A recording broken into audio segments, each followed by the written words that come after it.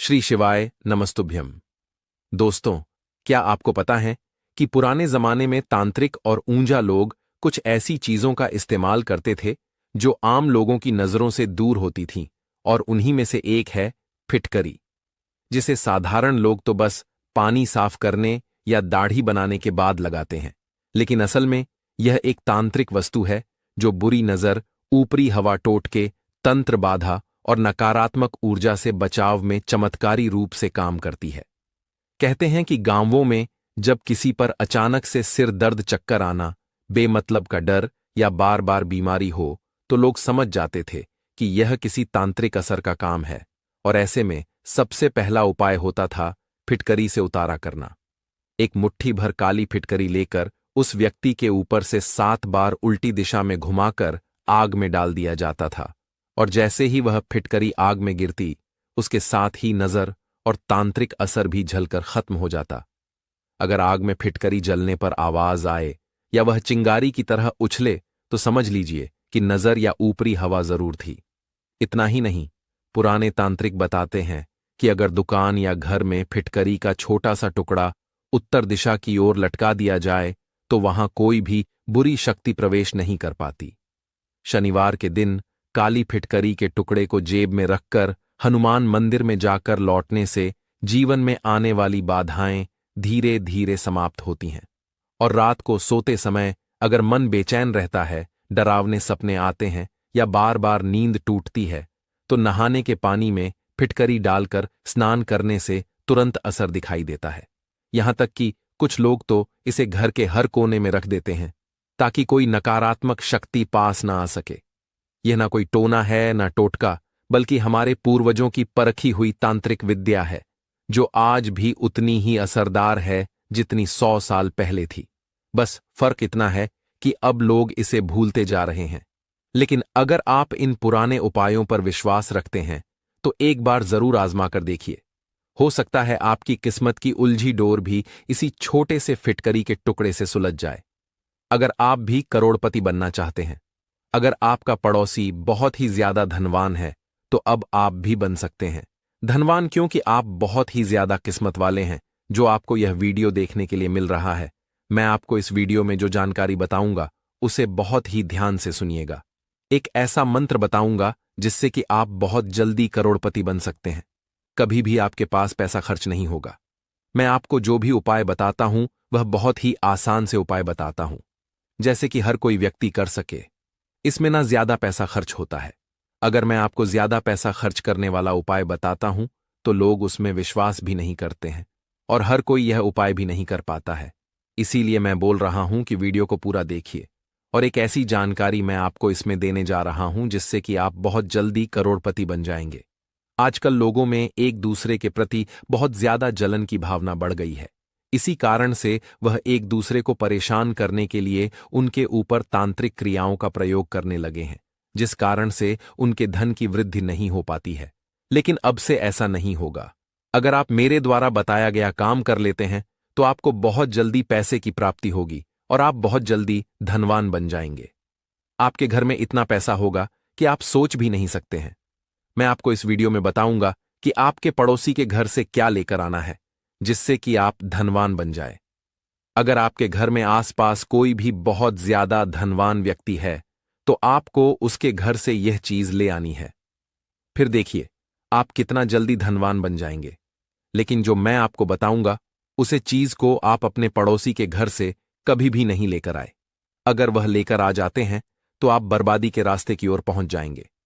मैं वीडियो आप लोगों के फायदे के लिए ही बनाता हूं, और ऐसे उपाय बताता हूं जिससे आप ज्यादा मेहनत करें, बिना ही आसानी से कर सके, और आपको बहुत ज्यादा लाभ की प्राप्ति हो। आप वीडियो को पूरा देखिए। देखने के बाद ही आपको पता चलेगा कि यह वीडियो कितना ज्यादा खास है।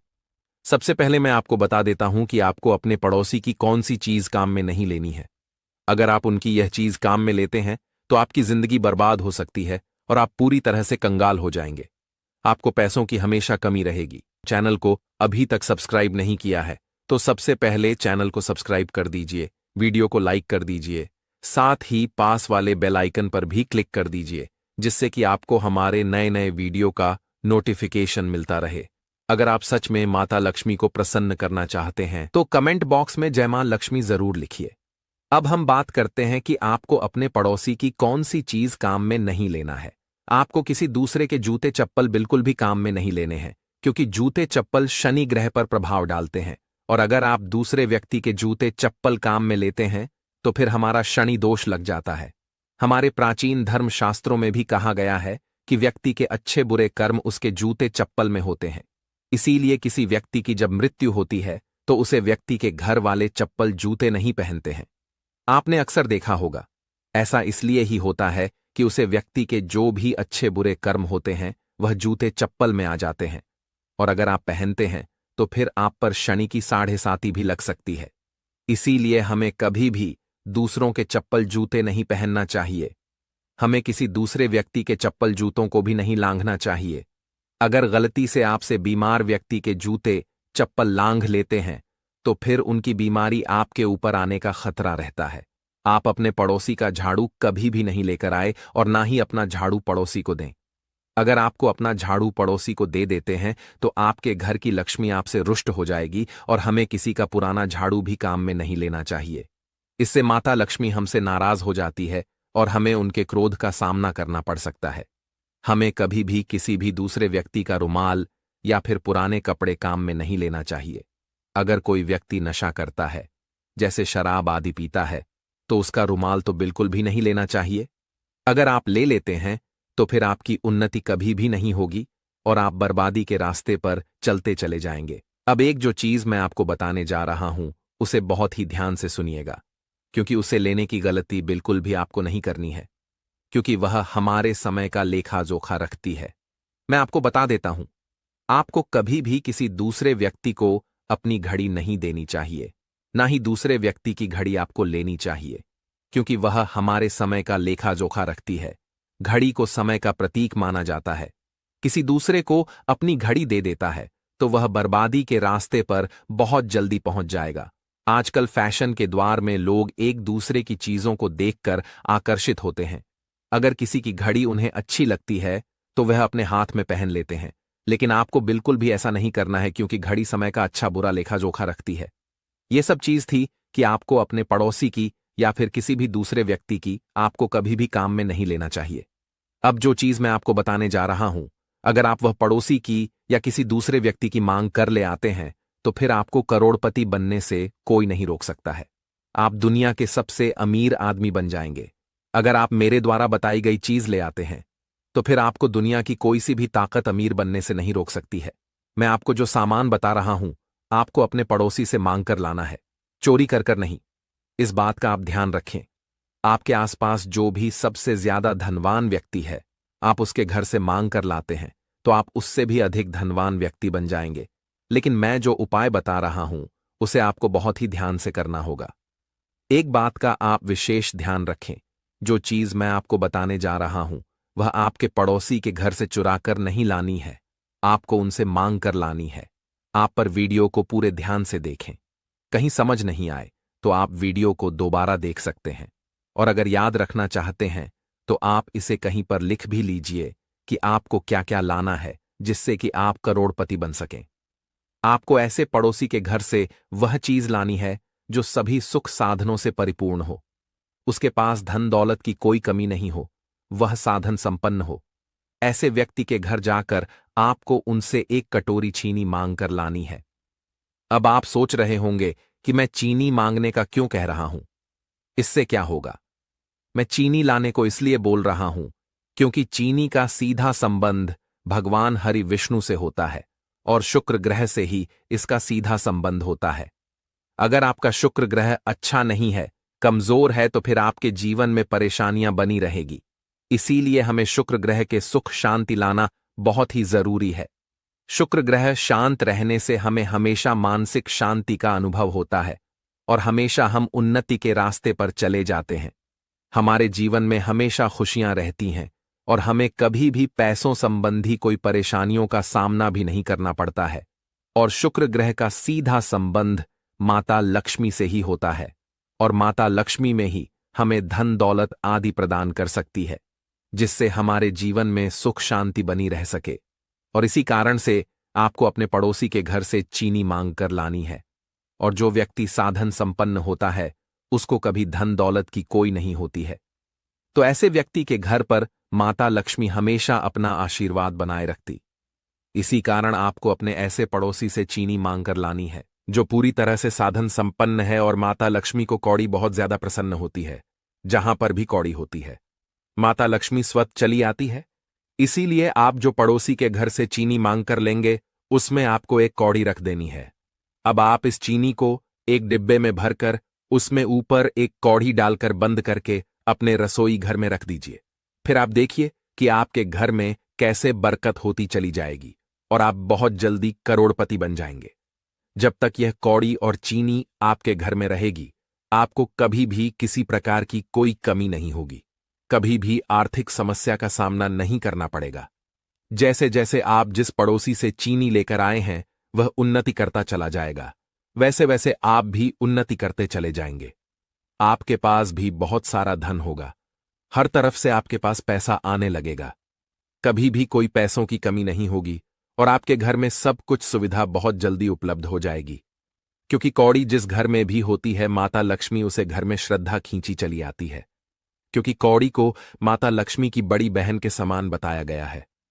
अब मैं आपको एक और उपाय बता देता हूं जो कि आपके पड़ोसी के घर से एक चीज लाकर करना है। आप सोच रहे होंगे इन सब से कुछ नहीं होता है, लेकिन मैं पूरे विश्वास के साथ कह रहा हूं कि इन सब से आपको जरूर फायदा होगा। एक बार आप यह उपाय जरूर करके देखिए, यकीन नहीं आता है तो आप एक दो दिन में यह उपाय करके देखिए, फिर आपको खुद को विश्वास हो जाएगा कि यह उपाय कितना ज्यादा चमत्कारी है। अब जो दूसरी चीज मैं आपको बताने जा रहा हूं वह है हल्दी पिसी हुई। हल्दी आपको अपने पड़ोसी के घर से लानी है। हल्दी का सीधा संबंध बृहस्पति ग्रह से माना जाता है और बृहस्पति देव के स्वामी भगवान। अब आप जो हल्दी पड़ोसी के घर से लाएंगे आपको वह हल्दी भगवान विष्णु को समर्पित करनी है, और हल्दी में आपको तुलसी के पत्ते और उसकी थोड़ी सी जड़ रख देना है। और तुलसी में भगवान विष्णु और माता लक्ष्मी का निवास माना जाता है, इसीलिए जिस घर में तुलसी होती है वहां पर भगवान विष्णु स्वतः ही चले आते हैं। एक बात का विशेष ध्यान रखें कि ऐसे ही आपको किसी भी पड़ोसी के घर से यह सामान नहीं लाना है। अगर वह गरीब है तो फिर आप उसके घर से यह सामान लाते हैं तो आपको और ज्यादा आर्थिक परेशानियों का सामना करना पड़ेगा। इसीलिए आपको जो व्यक्ति सबसे ज्यादा धनवान है उसके घर से आपको यह सामान लाना है, और मैंने बताया है वैसे ही आपको करना है।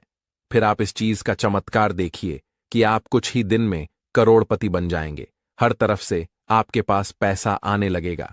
जिस व्यक्ति के घर से आप वह चीज लेकर आए हैं वह जैसे जैसे उन्नति करता चला जाएगा, तरक्की की ओर बढ़ेगा, वैसे वैसे आप भी तरक्की की ओर बढ़ते चले जाएंगे। आपको मैंने इस वीडियो में बहुत ही आसान से उपाय बताए हैं। एक उपाय भी अगर आप कर लेते हैं तो आपकी किस्मत पूरी तरह से बदल जाएगी। इसीलिए आप एक उपाय जरूर करके देखिए और मुझे कमेंट बॉक्स में कमेंट करके बताएं कि आपने कौन सा उपाय किया है और आपको उससे कितना फायदा हुआ है।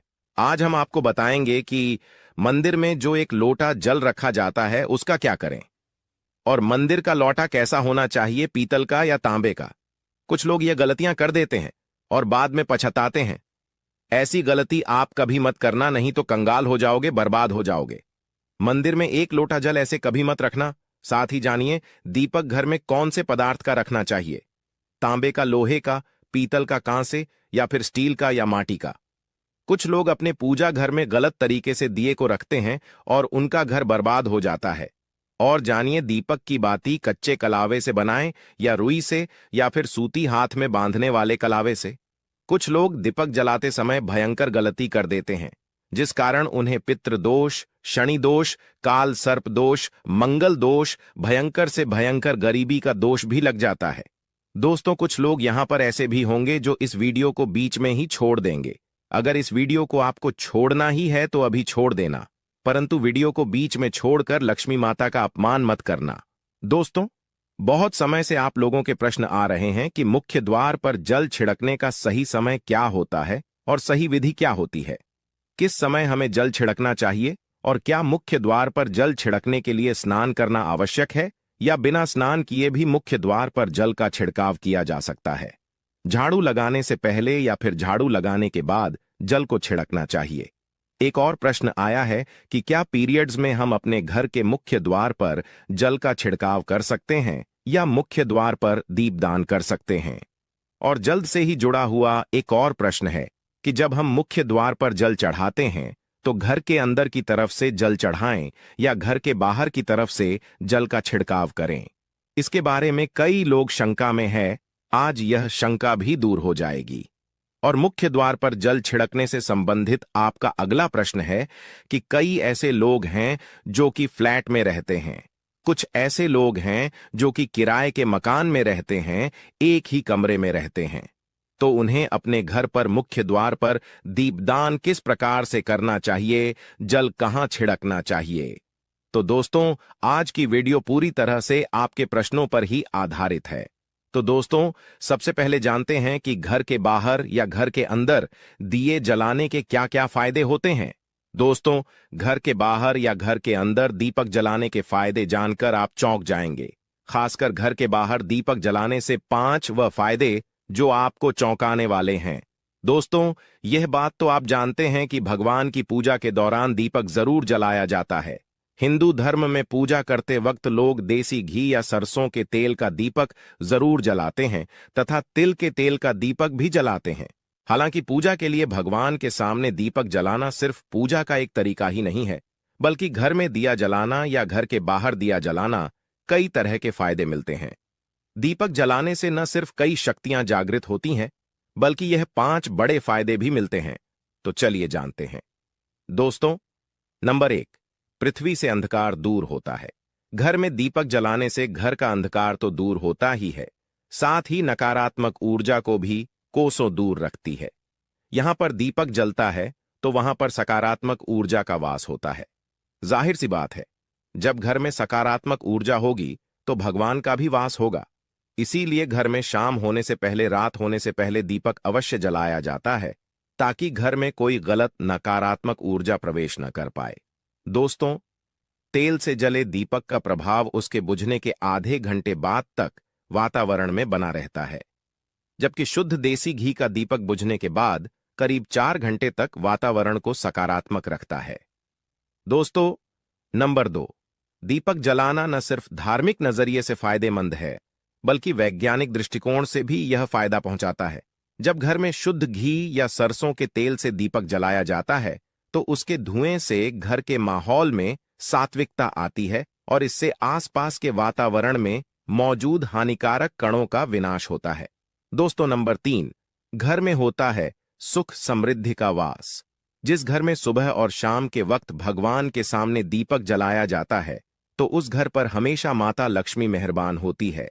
ऐसे घर में सुख समृद्धि का वास होता है। दीपक की लौ पूर्व दिशा में रखने से व्यक्ति दीर्घायु होता है, जबकि उत्तर दिशा में लो रखने से घर में धन और संपन्नता बढ़ती है। दीपक न सिर्फ हमारे घर के अंधकार को दूर करता है, बल्कि यह हमारे जीवन को भी अंधकार से प्रकाश की तरफ बढ़ाता है। दोस्तों, नंबर 4, बीमारियों को दूर भगाने में मददगार। घर में दिया जलाने से बीमारियां घर के आसपास भी नहीं भटकती। घर के सभी परिवार सदस्यों को हर बीमारी से बचाव मिलता है। खासकर दीपक के साथ एक लौंग जलाने से इसका असर दुगना हो जाता है, जिसमें चर्म रोग दूर करने के सारे गुण मौजूद होते हैं। इसलिए घी का दिया जलाना सेहत के लिहाज से काफी फायदेमंद है। दोस्तों, बात करते हैं नंबर 5 की। शुभ शक्तियां होती हैं आकर्षित। सनातन धर्म के अनुसार जिस घर में सुबह शाम दीपक जलाया जाता है तो वहां कभी अंधकार नहीं होता। उस घर में सुख समृद्धि का वास होता है। इतना ही नहीं, जलता हुआ दिया शुभ शक्तियों को चुंबक की तरह आपके घर की ओर खींचता है, जो कि आपके लिए बहुत ही शुभ माना जाता है। तो दोस्तों, अब जानते हैं कि मुख्य द्वार पर जल छिड़कने का सही समय क्या होता है और सही विधि क्या होती है। देखिए, अगर आप मुख्य द्वार पर जल चढ़ाते हैं तो आपको ध्यान रखना है कि जल आप एक दिन पहले ही, मतलब रात को सोने से पहले, एक पात्र में, कोई भी आप पात्र ले सकते हैं, जैसे कि आप तांबे का पात्र ले सकते हैं, तांबे का ना हो तो आप पीतल का ले सकते हैं, स्टील का ले सकते हैं, चांदी का ले सकते हैं। जो भी पात्र आपके पास उपलब्ध हो आप उसे ले सकते हैं। एक लोटे में थोड़ा सा गंगा जल डाल दीजिए और उसके ऊपर शुद्ध जल भर दीजिए। और हां, गंगा जल ना हो तो परेशान होने की आवश्यकता नहीं है। सिर्फ शुद्ध जल से भी आप पात्र को भर सकते हैं और उस जल से भरे पात्र को अपने घर की रसोई में रख दीजिए। अब जैसे कि आप अगले दिन सुबह उठकर जल का छिड़काव अपने घर के मुख्य द्वार पर करेंगे।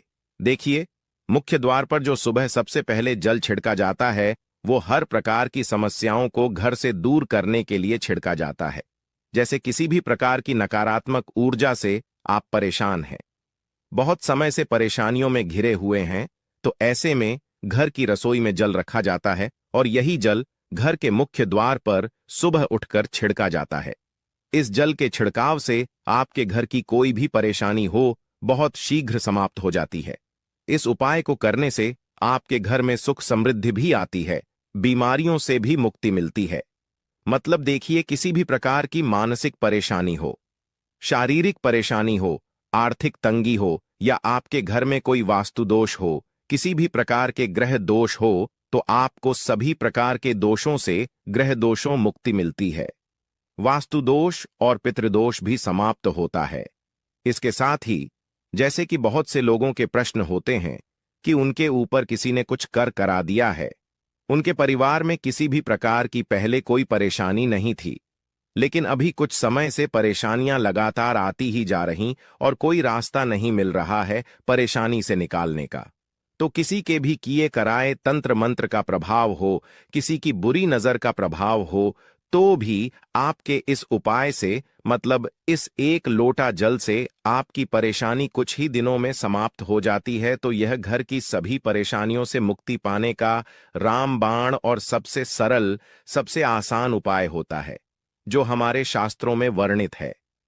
तो आप अपने घर की रसोई में एक लोटा जल रखें, रात में भरकर और प्रातःकाल जल्दी उठकर उसे जल्द से अपने घर के मुख्य द्वार पर छिड़काव कीजिए। अब जैसे कि बहुत से लोगों के प्रश्न आते हैं कि यह जल हमें किस समय अपने घर के मुख्य द्वार पर छिड़कना चाहिए, तो देखिए, सुबह सूर्योदय होने से पहले इस जल का छिड़काव आपके घर के मुख्य द्वार पर हो जाना चाहिए। आप चाहे इसके बाद आप शुद्ध जल से, मतलब किसी भी दूसरे जल से अपने घर के मुख्य द्वार को धोते हैं तो कोई समस्या नहीं है, लेकिन इस जल का छिड़काव घर के मुख्य द्वार पर सूर्योदय होने से पहले हो जाना चाहिए। अब दोस्तों, आपका अगला प्रश्न है कि क्या हमें स्नान करके इस जल का छिड़काव अपने घर के मुख्य द्वार पर करना चाहिए या फिर बिना स्नान किए भी कर सकते हैं। देखिए, यह जो हम जल चढ़ाते हैं, मतलब यह एक उपाय होता है, तो इसे हम स्नान करने के बाद नहीं करते हैं। सुबह जल्दी उठते हैं और उठकर सबसे पहले घर की रसोई में जाएंगे, उसके बाद उस जल को लेकर आप घर के मुख्य द्वार पर जाएंगे। मुख्य द्वार खोलकर मैन गेट खोल दीजिए और उसके बाद मुख्य द्वार पर इसी जल का छिड़काव कर दीजिए और जल का छिड़काव करते समय अपने पितरों का ध्यान कीजिए, मां लक्ष्मी का ध्यान कीजिए, क्योंकि कहा जाता है कि सुबह सुबह मां लक्ष्मी प्रत्येक द्वार पर आती है, सबके द्वार पर आती है। जिनके भी द्वार खुले होते हैं, जिनके घर में जल का छिड़काव मुख्य द्वार पर हुआ रहता है, उसके घर में प्रवेश कर जाती है। तो आप माता लक्ष्मी का अपने मन में ध्यान कीजिए और एक तरह से प्रार्थना कीजिए, हे मां लक्ष्मी, आप मेरे घर में प्रवेश करें, आपका स्वागत करने के लिए मैं तैयार हूं। और उसके बाद अपने पितरों का ध्यान कीजिए, क्योंकि जो हमारे घर की दहलीज होती है वहीं पर पितरों का वास माना जाता है। तो जब आप दहलीज पर जल के छींटे देते हैं तो आपके पितृ बहुत प्रसन्न हो जाते हैं और उनका आशीर्वाद भी आपको प्राप्त होता है। तो सुबह जो आप जल छिड़कते हैं, इसके लिए स्नान करने की आवश्यकता नहीं है, बिना स्नान किए भी कर सकते। दोस्तों, वीडियो में आगे बढ़ने से पहले आपसे छोटा सा निवेदन है कि कमेंट बॉक्स में जय मां लक्ष्मी अवश्य लिखें। साथ ही हमारे चैनल को सब्सक्राइब करके बेल आइकॉन को भी क्लिक कर लें। तो दोस्तों, आपका अगला प्रश्न था कि मुख्य द्वार पर जल का छिड़काव सुबह झाड़ू लगाने के बाद करना है या फिर झाड़ू लगाने से पहले भी जल का छिड़काव कर सकते हैं। तो देखिए, जैसे मैंने आपको पहले ही बताया था कि उठने के बाद सबसे पहला कार्य जो आपको करना है वह जल का छिड़काव ही करना है। उसके बाद आप झाड़ू लगा सकते हैं। लेकिन एक चीज का ध्यान रखिए, जब हम सोकर उठते हैं तो सबसे पहले बिस्तर पर बैठे हुए ही अपने दोनों हथेलियों को एक साथ देखना चाहिए और हथेलियों को देखते हुए मां लक्ष्मी का ध्यान करना चाहिए। कराग्रे वस्ते लक्ष्मी कर मध्य सरस्वती कर मूल्य तू ब्रह्मा प्रभाते कर दर्शनम। दोस्तों, इस मंत्र का उच्चारण आप चाहे तो कर सकते हैं, नहीं करते हैं तो भी कोई बात नहीं। उसके बाद दोनों हाथ जोड़कर सभी देवी देवताओं को प्रणाम किया जाता है और उसके बाद अपने हाथ से पृथ्वी का स्पर्श करते हैं। धरती को छूकर प्रणाम करते हैं 2 बार या 3 बार और उसके बाद अपना दाहिना पांव पृथ्वी पर रखते हैं। उसके बाद ही बाकी के जो सभी कार्य होंगे वो उसके बाद ही किए जाएंगे।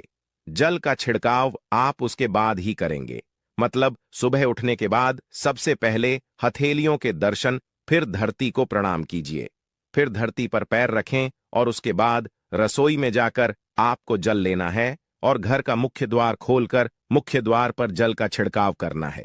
मां लक्ष्मी का और अपने पितरों का ध्यान करना है। उसके बाद आप अपने घर में आ जाएंगे और उसके बाद जो भी आपकी रूटीन वर्क होते हैं, मतलब झाड़ू लगाएंगे या फिर आप स्नान करेंगे, यह सभी कार्य उसके बाद किए जाएंगे। और अब जैसे कि कई लोगों के प्रश्न आते हैं कि जब हम जल का छिड़काव करते हैं तो क्या उसी समय घर के मुख्य द्वार पर झाड़ू लगाकर और पानी डालकर क्या मुख्य द्वार की अच्छे से सफाई कर सकते हैं? जी हां, बिल्कुल कर सकते हैं। पहले आप जो रसोई में रखा हुआ जल है उस जल का छिड़काव कर दीजिए। उसके बाद और भी पानी डालकर, मतलब अगर आपके पास जल और उपलब्ध है तो और जल लेकर और घर के मुख्य द्वार की अच्छी तरह से झाड़ू से या कैसे भी सफाई कर सकते हैं। और कई लोगों के प्रश्न आए हैं कि हम किसी फ्लैट में रहते हैं या फिर किसी ऐसे कमरे में रहते हैं, किराए के कमरे में हमारे पास एक ही कमरा है, तो हम जल का छिड़काव या फिर दीपदान कहां पर करें, किसे हम अपना मुख्य द्वार माने। देखिए, जो आपका अपना कमरा है या फिर जो फ्लैट है जहां पर आपका नेम प्लेट लगा हुआ है, आप उसी स्थान पर दीपदान करेंगे और उसी स्थान पर आपको जल का छिड़काव करना है। मतलब जहां पर अगर एक ही कमरे का मकान है तो आपके कमरे का दरवाजा है, वहीं पर आपको थोड़ा सा जल छिड़कना है और वहीं पर आप दीपदान भी करेंगे, जो कि मुख्य द्वार से जुड़े हुए उपाय होते हैं। वह आप अपने घर के, मतलब जो अपना कमरा है उसके बिल्कुल दरवाजे के पास ही करेंगे। और आपका अगला प्रश्न है कि क्या पीरियड में हम अपने घर के मुख्य द्वार पर जल का छिड़काव कर सकते हैं, दीपदान कर सकते हैं? तो देखिए, जल का छिड़काव करने के लिए पीरियड हो या ना हो उससे कोई फर्क नहीं पड़ता, जल का छिड़काव कर सकते हैं। रही बात दीपदान की, तो दीपदान देखिए कार्मिक पूजा में आ जाता है और कार्मिक पूजा हम बिना शुद्ध हुए नहीं कर सकते हैं, मतलब पीरियड समाप्त होने के बाद ही आप कर सकते हैं। दोस्तों, बाकी जल का छिड़काव आप कभी भी कर सकते हैं, पीरियड्स में भी कर सकते हैं, कोई समस्या नहीं है। और अब आपका प्रश्न है कि क्या मंदिर में जो हम जल